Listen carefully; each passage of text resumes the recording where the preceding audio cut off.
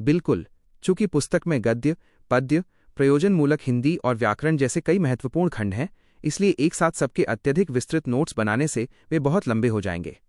आइए सबसे पहले गद्य विभाग, कहानियां और निबंध के बहुत ही विस्तृत और गहराई, हाई डिटेल वाले नोट्स से शुरुआत करते हैं। इन नोट्स में लेखकों का परिचय और पाठ के हर मुख्य बिंदु को शामिल किया गया है। भाग 1, गद्य विभाग, विस्तृत नोट्स। 1, छोटा जादूगर। लेखक परिचय जयशंकर प्रसाद। इनका जन्म 30 जनवरी 1890 में काशी के एक संपन्न घराने में हुआ था। पिता और बड़े भाई की असामयिक मृत्यु के कारण इन्हें 8वीं कक्षा में ही स्कूल छोड़ना पड़ा। इन्होंने कामायनी नामक विशिष्ट महाकाव्य लिखा, जिसके लिए इन्हें मंगला प्रसाद पारितोषिक प्राप्त हुआ। 1954 में इन्हें पद्म भूषण से सम्मानित किया गया। पाठ का विस्तृत सार एवं मुख्य बिंदु। कहानी का विषय। यह कहानी एक गरीब और अनाथ बालक के मार्मिक जीवन, मातृप्रेम, स्वाभिमान, परिश्रम और विपरीत परिस्थितियों में उसके धैर्य को दर्शाती है। बालक का चरित्र। वो लड़का कार्निवल के मैदान में फटे कुर्ते में खड़ा था, गले में सूत की रस्सी और जेब में ताश के पत्ते थे। वो भीख मांगने के बजाय निशाना लगाकर और ताश का खेल दिखाकर पैसे कमाना चाहता था। पारिवारिक स्थिति। उसके पिता देश के लिए जेल में थे और उसकी माँ बहुत बीमार थी। वो अपनी माँ के लिए दवा और पथ्य, भोजन की व्यवस्था करने के लिए खेल दिखाता था।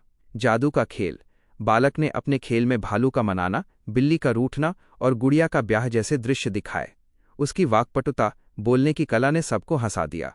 मार्मिक अंतः कहानी के अंत में जब लेखक उसकी झोपड़ी पर पहुंचता है तो बालक अपनी मरती हुई माँ से लिपटकर रो रहा होता है। विपरीत परिस्थितियों ने उसे समय से पहले जिम्मेदार बना दिया था। 2, जनभाषा में हिंदी। लेखक परिचय डॉक्टर श्रीराम परिहार।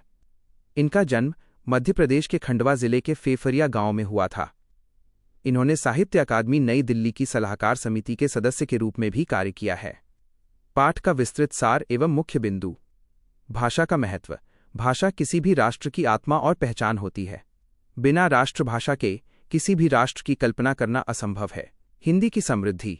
हिंदी के पास लगभग 7 लाख शब्द हैं, जबकि अंग्रेजी के पास केवल 2.5 लाख शब्द हैं। इसमें नए शब्दों को आत्मसात करने की अद्भुत क्षमता है। मानसिक गुलामी। बात बात में अंग्रेजी भाषा के शब्दों का प्रयोग हमारी मानसिक दरिद्रता और अपनी भाषा के प्रति उदासीनता का परिचायक है। सांस्कृतिक जुड़ाव। जब हम अपनी हिंदी का एक शब्द बोलते हैं तो उसके साथ हम उस शब्द की पूरी संस्कृति से परिचित होते हैं। जैसे सावन शब्द केवल एक महीना नहीं, बल्कि वर्षा, पर्व, झूले और हरियाली सब कुछ प्रकट कर देता है। माता पिता द्वारा बच्चों को प्रणाम की जगह गुड मॉर्निंग सिखाना हमारी सांस्कृतिक परंपरा से कटना है।